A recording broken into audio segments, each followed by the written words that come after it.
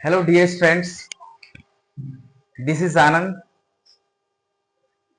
आज से मैं इस YouTube चैनल के माध्यम से आप लोगों को 11th एंड 12th की बायोलॉजी को गाइड करने जा रहा हूं।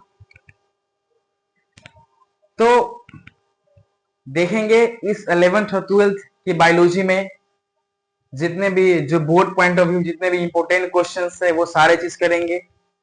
फिर जाके हम लोग कोशिश करेंगे जो नीट के जितने भी ऑब्जेक्टिव क्वेश्चन है वो सारे चीज का डिस्कशन करेंगे। तो मैं सबसे पहले जो आज बायोलॉजी स्टार्ट करूंगा वो सबसे पहले 12th का बायोलॉजी स्टार्ट करने जा रहा है। ठीक है, तो आज के लेक्चर में हम लोग देखेंगे 12th का जो भी सिलेबस है, 12th के सारे सिलेबस के बारे में हम लोग क्या करेंगे, जानेंगे, उसके सिलेबस के बारे में समझेंगे। फिर जाके जो फर्स्ट चैप्टर है उसको देखेंगे। तो मैं कोशिश करूंगा सबसे पहले 12th का जितने भी चैप्टर्स है वो सारे चैप्टर डिस्कशन हो जाए। उसके बाद हम लोग क्या करेंगे, 12th के बाद हम लोग 11th के बायोलॉजी पे जाएंगे। ठीक है, तो चलो हम लोग स्टार्ट करते हैं। 12th के बायोलॉजी स्टार्ट करने से पहले हम लोग पहले समझेंगे कि ये बायोलॉजी ये सब होता क्या है। What is the meaning of biology, biology किसे कहते हैं, बायोलॉजी में किस चीज के बारे में हम लोग अध्ययन करते हैं, ये सारे बातें हम लोग इस चैनल के माध्यम से समझेंगे। तो देखो दोस्तों, सबसे पहले क्या है बायोलॉजी।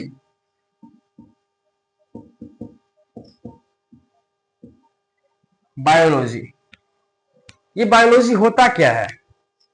देखो ये जो बायोलॉजी है ये दो ग्रीक वर्ड से मिलकर बना हुआ है। ये जो बायोलॉजी वर्ड है ये दो ग्रीक वर्ड से मिलकर बना हुआ है।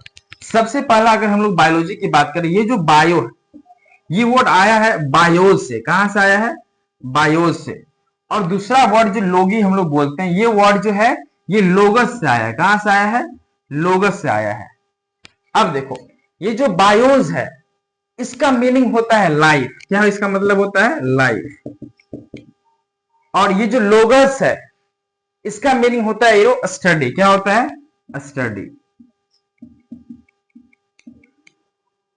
तो देखो ये जो बायोलॉजी दो वर्ड से मिलकर बना हुआ है। सबसे पहला क्या है, बायोज, और दूसरा कौन है, लोगस। मतलब ये जो बायोज और लोगस जो वर्ड देख रहे हो ये ग्रीक वर्ड होता है। कौन सा वर्ड है ये ग्रीक वर्ड है। तो मतलब ये जो बायोज है कौन सा वर्ड है, ये ग्रीक वर्ड होता है। इसको हम लोग ग्रीक वर्ड बोलते हैं, ग्रीक वर्ड। और ये जो लोगस है ये भी क्या होता है, ये भी ग्रीक वर्ड होता है, ये ग्रीक वर्ड है। तो ये बायोज है इसका मतलब क्या होता है, लाइफ। और ये जो लोगोस है, लोगोस का मतलब क्या होता है, स्टडी। तो अब तुमसे कोई पूछेगा कि what is biology, what is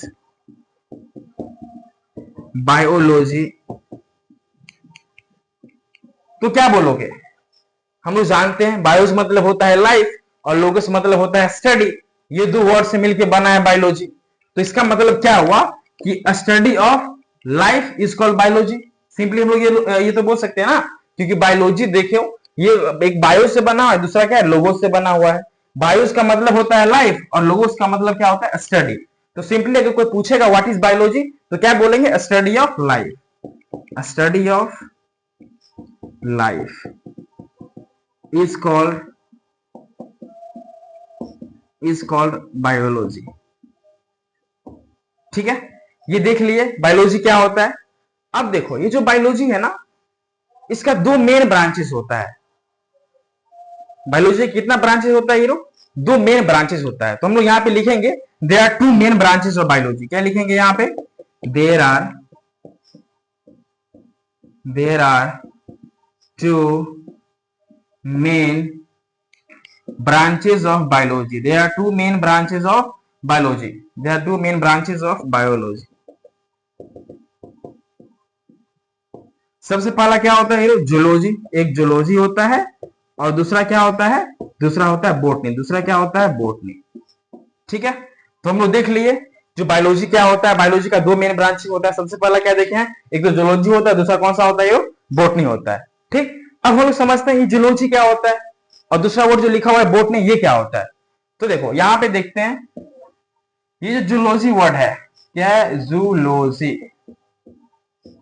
zoology.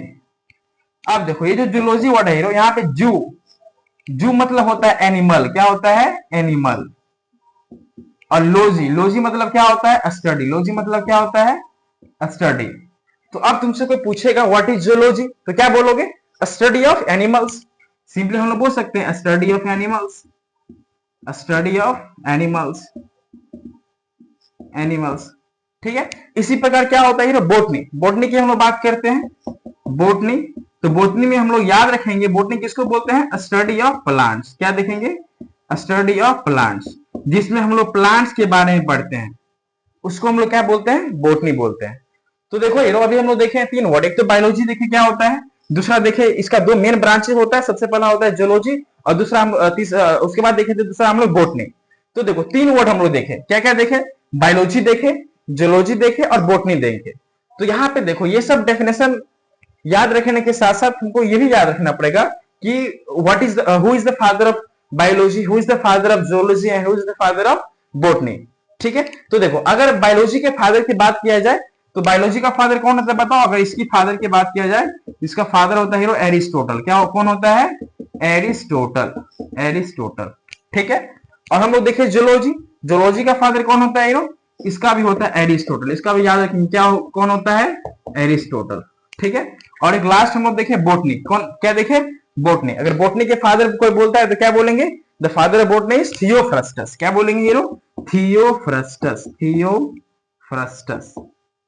ठीक है, ये सारे क्या करना है तुमको याद रखना है बायोलॉजी के बारे में। ठीक है, तो देखो हम लोग भी देखें बायोलॉजी क्या होता है। बायोलॉजी 2 ग्रीक वर्ड से मिलकर बना हुआ, एक तो लोगस और एक दूसरा क्या था बायोस।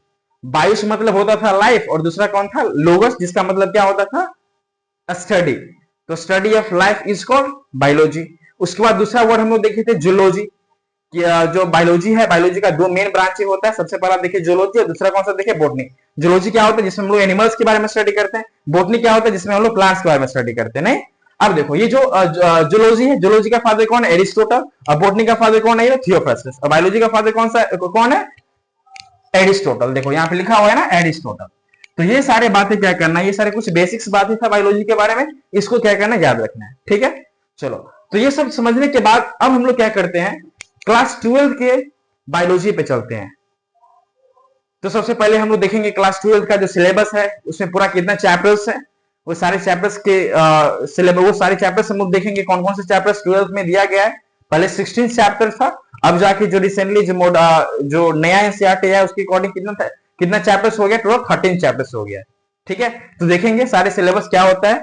तो खैर आज के लिए इस लेक्चर में इतना ही, बाकी देखते हैं नेक्स्ट लेक्चर में।